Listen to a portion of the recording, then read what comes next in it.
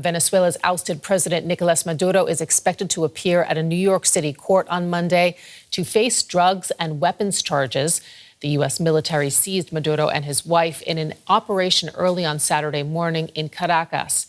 The White House is now ramping up pressure on Venezuela's interim leader, Delcy Rodriguez, warning her that she could yet face the same fate as Maduro. Meanwhile, in the Venezuelan capital, Caracas, people are coming to terms with the shock of what unfolded at the weekend. And let's get more on this now. We are joined here in the studio by Oskar Schlenker, who is from Venezuela, from DW News.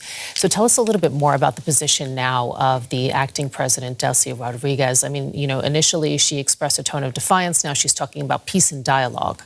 Well, Rodriguez for a long time had promoted herself as a moderate in the Chavismo. And we saw reports from New York Times and other media outlets saying that she obviously denied any of it.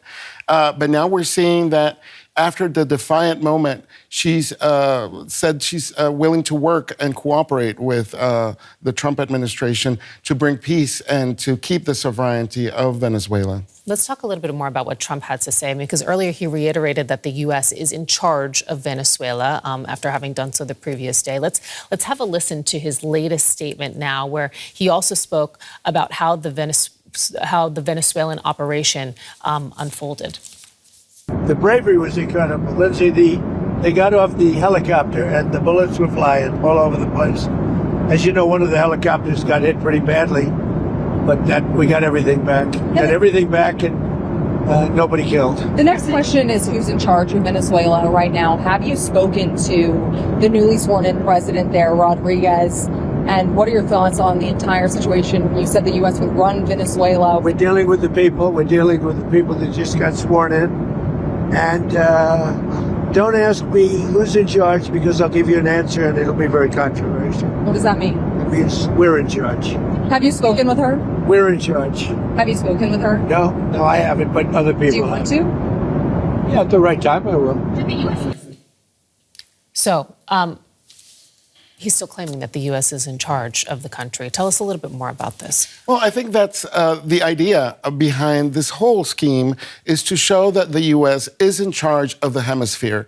Donald Trump and Trump's administration wants to call the shots in Latin America, in the South, and in the hemisphere. And I think that's part of the rhetoric that he wants to give out to the world as well. This is our hemisphere, and we're going to take care of it in whatever shape, way, or form. And it worries a lot of leaders in South America, of course, and in the hemisphere. But it goes in line with what he's been speaking about all this year since he became president. Talk with us a little bit more about the immediate aftermath in the country itself after this U.S. intervention. It's been 2 days now. What have you been hearing from people in the country? Well, people are afraid, they're scared, they're rattled, but a lot of them are hopeful as well.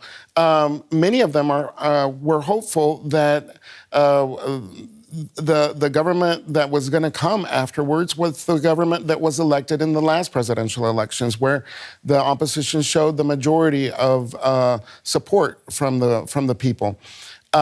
This now that we're seeing with the regime still in power has a lot of people worried, because what we've seen in the past months is an increase in repression, an increase in detentions of any kind of dissent against the government.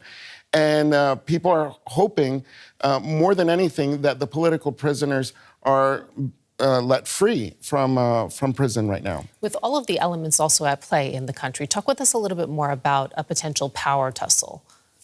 Yeah, definitely. Well, as I mentioned, Delcy Rodriguez for months has been promoting herself as a moderate, as we've seen in several media.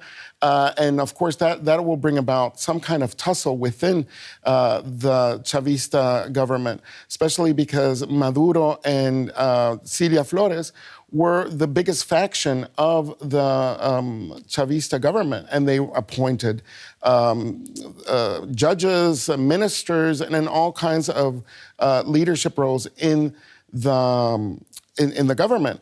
And we just recently heard from Nicolas Maduro's son, who's also indicted, by the way, that somebody betrayed his father. So there's already a playing field for turmoil to ensue within the government.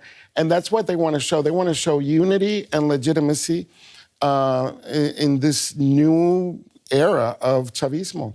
You know, Trump has really made no secret that one of his bottom lines here is U.S. oil interests in the country, which we know were previously nationalized by Venezuela. How do Venezuelans feel about the United States potentially being back in the game in a more forceful way going forward? Well, many Venezuelans have said, well, we're already giving the oil to Russia and China and Cuba. If somebody's willing to pay for it and